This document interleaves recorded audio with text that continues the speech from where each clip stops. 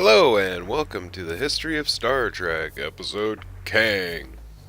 Kang was among the most influential leaders and feared diplomats in the Klingon Empire during the late 23rd century and early 24th centuries.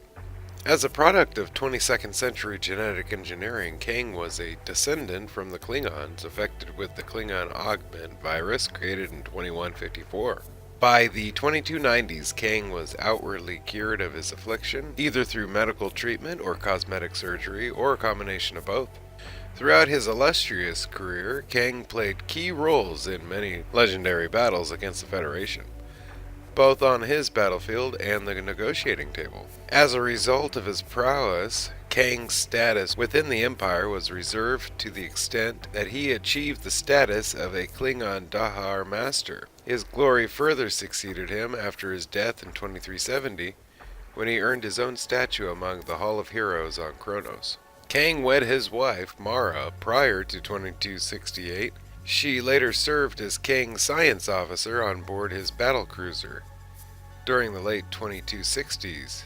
By 2290, Kang and his first son, whom he named Dax, in honor of his friend, the Federation ambassador to Kronos, Curzon Dax. Military career. Much of Kang's early career is unknown. However, by the 2260s, he had achieved the rank of commander and was assigned command of his own D-7 battlecruiser. While responding to a distress call at Beta 12A in 2268, Kang's battlecruiser sustained massive internal damage after the ship became disabled, resulting in the deaths of 400 of his crew. As the ship drifted towards Beta 12A, Kang beamed down to the planet to discover Captain Kirk on the surface. Kang accused Kirk of attacking his ship and took Kirk prisoner, while claiming the orbiting Enterprise for the Klingon Empire. Kang convinced Kirk to beam the group to the Enterprise, where he and the remaining 37 survivors were transported aboard as prisoners. Kang's wrecked ship was destroyed by the Enterprise because of the danger it posed by emitting massive amounts of hazardous radiation. Aboard the Enterprise, intense fighting broke out between the two groups as the ship mysteriously hurtled towards the galactic rim. The emergency bulkheads of the Enterprise soon after sealed themselves, trapping 392 members of the Enterprise crew below decks. The entire situation, including the Phantom at Beta 12A colony, imaginary distress calls, and the transmutation of the weapons on board the Enterprise, were discovered to have been engineered by an unknown energy being that thrived on belligerent emotions precipitated from the ingrained hatred between the Klingon Empire and the Federation. Through the cooperation of Mara, Kirk was able to cooperate with Kang to drive the life form away by generating positive emotions. Relations with the Federation continued to periodically flare up throughout the latter half of the 23rd century.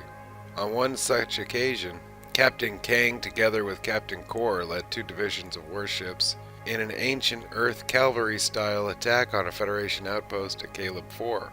During the attack, Kang and Kor successfully tricked their opponents by first launching a small initial attack and then striking with the bulk of their forces when the Federation began repair efforts. In 2289, Kang represented the Klingon Empire in negotiations with the Federation, presented by Curzon Dax, on the Corvell colony. Later career. Kang, Koloth, and Kor, who originally set out with 40 legions, together held the Korma Pass against Nag's army in glorious battle in a trinary star system. In 2293, after having met at Beta 12A, Kang once again encountered Captain Sulu, now in command of the USS Excelsior, in the Azura Nebula, as Sulu attempted a foray into Klingon space. After congratulating Sulu for his well-deserved captaincy, he threatened him not to let it end prematurely. Sulu claimed to have gotten lost. Kang insisted that he escort the Excelsior to Federation space, but Sulu was determined to continue his unauthorized mission to rescue Kirk and Dr. Leonard McCoy from Rura Penthe. To evade Kang, Sulu ignited the volatile ceruleum gas inside the nebula, which his ship had exited first, disabling Kang's battlecruiser and ensuring the Excelsior's escape. In 2372, Kang's friend Kor had a dream about discovering the Sword of Kalis. In his dream, the statues of Kang and Koloth in the halls of Hero would turn into flesh and blood as the trio presented the sword to Emperor Kalis. Kang's ship then uncloaked above. A swirl of song transported the trio into its embrace, and the ship streaked away into the golden light of the gates of Stovokor. During the late 2280s, a band of Depredators led by the Albino began raiding colonies. 3 Klingon warships commanded by Kang, Koloth, and Kor were sent out to stop him. Their mission was successful in capturing most of the Depredators, however the Albino was able to escape. In the Albino's last message to the Klingons, he promised to take revenge on the firstborn of each of the 3 captains. Within a few years, the Albino kept his word and managed to inflict the warriors 3 innocent children with a genetic virus that eventually killed them. In 2290, Kor, Kang, and Koloth and Curzon Dax pledged a blood oath to avenge the deaths of their sons, the offense committed by the Albino. They nearly caught up with the Albino at Galdantir, but one of their subspace messages was intercepted, and he once again was able to escape. In 2363, after decades of searching, Kang discovered one of the Albino's discarded wives on Delos 4. Kang fed and clothed her. He later told her of his murdered son and his quest to find the Albino. Although she said nothing about the Albino's location, Kang suspected that she knew where he was. In early 2370, Kang received an amulet sent to him through the recently deceased former wife of the Albino. The amulet revealed to Kang the whereabouts of the Albino, who had a compound located on Satiris 4. Kang traveled to the Satiris system to confirm the revelation, only to be immediately contacted by the Albino, who unexpectedly invited the trio into a fair fight and one last glorious battle. 40 of the Albino's best warriors against his 4 pursuers. Not expecting a victory, but willing to settle for an honorable death in battle, Kang accepted. 3 months later, the Klingons assembled at Deep Space Nine, where Dax' then current host, Lieutenant Jadzia Dax, was assigned. Kang informed the others of the Albino's location, but not of what happened when he had gone there. Kang objected to Jadzia's inclusion, believing she was not bound by Curzon's blood oath, though she convinced Kor and Koloth to support her.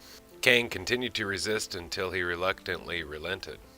En route to Satiris, Dax pressed Kang on the matter until he finally admitted the truth to her, and eventually the others. It was later discovered the Albino had never had any intention of honoring his word, and had laid a trap by planting a gravitonic mine at the threshold of the compound. Dax suggested using the Albino's expectations to their advantage and plan a new strategy. Using the element of surprise, they bombarded the compound with tetryon particles, rendering any energy-based weapon useless, and forcing the Albino and his sentries to fight hand-to-hand combat. Koloth was fatally wounded, fighting the Albino's personal guard. Kang's bat'leth was shattered during the fierce battle with the Albino, and Kang was mortally wounded. However, Kang managed to kill the Albino by stabbing him in the heart with his Detang before Kang died as well.